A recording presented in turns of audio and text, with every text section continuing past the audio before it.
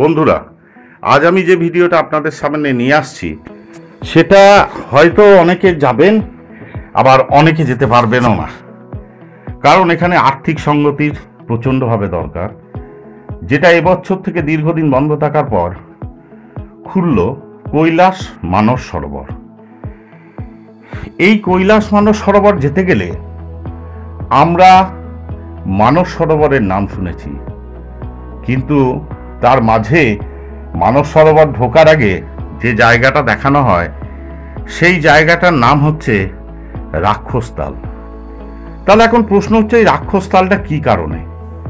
রাক্ষসতালের একটা প্রারম্ভিক ছোট্ট হিস্ট্রি বলে দিই। এখানে রাবণ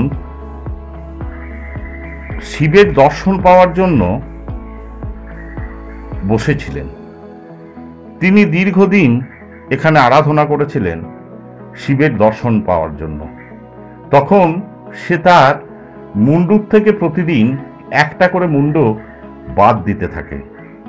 শেষে যখন তার মেইন মুন্ডু মাথা বাদ দিতে যাবেন, সেই সময় মহাদেব তাকে দর্শন দেন। দর্শন দেওয়ার পর মহাদেব রাবণের সেই ধ্যানে তুষ্ট হন এবং রাবণকে বরদান করেন। তারপরে মহাদেব সেখান থেকে অদৃশ্য হয়ে যায়।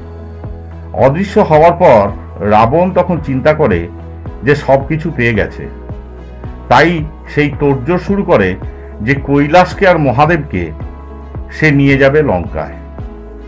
যখন এরকম ঘটনা চলছে, তোড়জোড় করছে, সে অবস্থায় মহাদেবের কানে যাওয়ার পর মহাদেব তার বৃদ্ধাঙ্গুষ্ঠ অর্থাৎ বুড়ো আঙ্গুল দিয়ে রাবণের মাথাকে চেপে ধরেছিলেন এবং তাতে যে গর্তটার সৃষ্টি হয় সেই গর্তটাই হচ্ছে রাক্ষসতাল। এবং রাক্ষসতালের ইতিহাস হচ্ছে, এখানে এখনো পর্যন্ত কোনো পশু পাখি যায় না, অথচ তার থেকে সামান্য দূরেই মানস সরোবরে দুনিয়ার পরিযায়ী পাখি বা অন্যান্য পাখিদের ভিড়। এখন প্রশ্ন হবে যে কেন যায় না? সেটাও কাল্পনিক। আবার সেখানে কি আছে? কারণ রাক্ষসতালের জল সামান্য লবণাক্ত। তো এটা কথায় বলা হয় এটা নেগেটিভ এনার্জি বহন করে। তো চলুন মূল ভিডিওতে যাই। একটা রাত, চন্দ্রগ্রহণ চলছে, শ্মশান ভূমিতে জ্বলছে চিতা, আকাশে বাজ পড়ছে, আর ঠিক তখনই এক ভয়াল তাণ্ডব নৃত্যে মেতে উঠলেন স্বয়ং মহাদেব। ঠিক সেই সময়ই রাক্ষসরাজ রাবণ উচ্চারণ করলেন এমন এক স্তোত্র যার প্রতিটি শব্দে কেঁপে উঠেছিল কৈলাস। আজ সেই শিব তাণ্ডবের পেছনের ইতিহাস জানলে আপনি হতবাক হবেন। শিব তাণ্ডব স্তোত্রম, এই নামটাই যেন একরাশ আগুন আর আধ্যাত্মিক শক্তির সম্মিলন। কিন্তু এই স্তোত্র কে রচনা করেছিলেন? না, কোনো সাধু বা মুনি নন। এই স্তোত্রের রচয়িতা হলেন রাক্ষসরাজ রাবণ। হ্যাঁ বন্ধু, ঠিকই শুনছেন।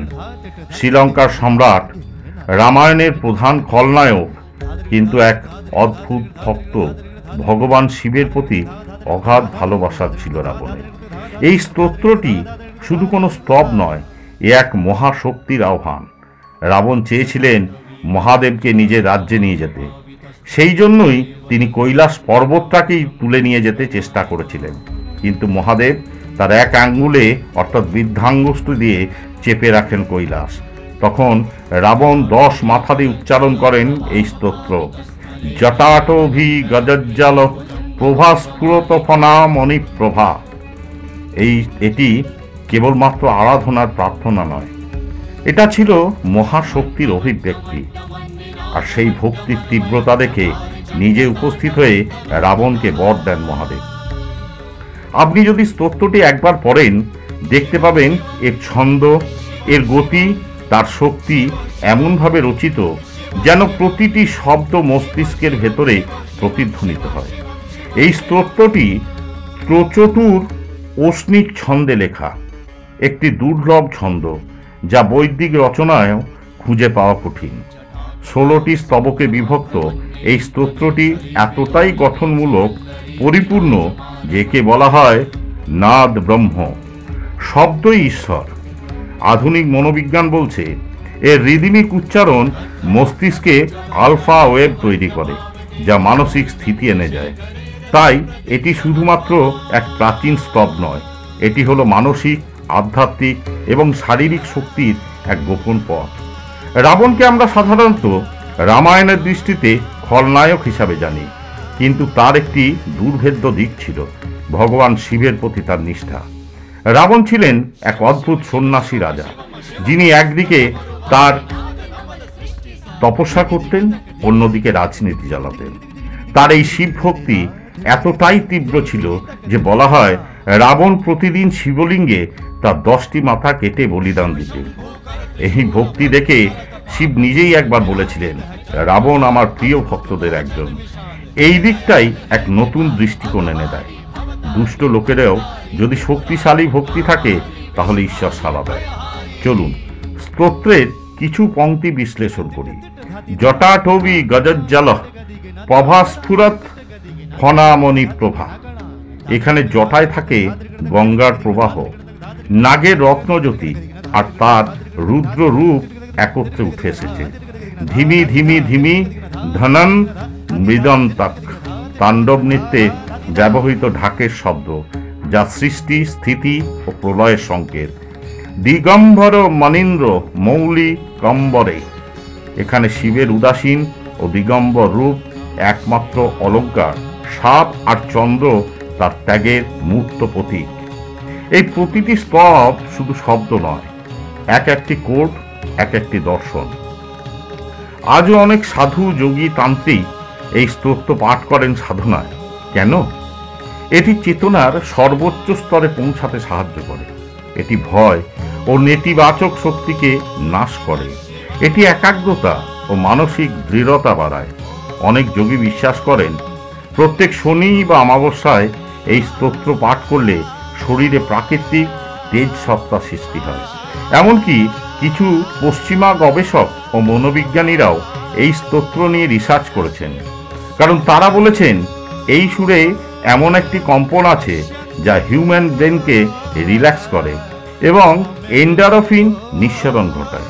প্রিয় দর্শক, আজকের দিনে যখন আমরা নানা মানসিক চাপ, দুশ্চিন্তা, বিভ্রান্তির মধ্যে দিন কাটাই, সেই সময় এই শিব তাণ্ডব স্তোত্র হয়ে উঠতে পারে আমাদের আত্মিক অস্ত্র। রাবণ হয়তো রাক্ষস ছিলেন, কিন্তু তার ভেতর যে তপস্যার আগুন ছিল তার প্রকাশ এই স্তোত্র। এটি পড়লে বোঝা যায় শক্তি মানেই ধ্বংস নয়, সেটি যদি ভক্তি দিয়ে পরিচালিত হয় তাহলে তাতে হতে পারে সৃষ্টি, স্থিতি এবং আত্মজয়ের পথ। এই ছিল আজকে রহস্যকেরা কাহিনী শিব তাণ্ডব স্তোত্র। এর পেছনের অজানা ইতিহাস ভালো লাগলে আমার এই ভিডিওটিতে লাইক দিন, শেয়ার করুন, আর হ্যাঁ, ভুলবেন না আমার অজানা কথা চ্যানেলকে সাবস্ক্রাইব করতে। হর হর মহাদেব, জয় শিব শম্ভু। সকলে ভালো থাকবেন, সুস্থ থাকবেন, মহাদেবের কাছে এই কামনা করি। চলুন আজ এই পর্যন্ত থাক, পরে আবার নতুন কোন একটা ভিডিওতে আপনাদের সঙ্গে দেখা হচ্ছে।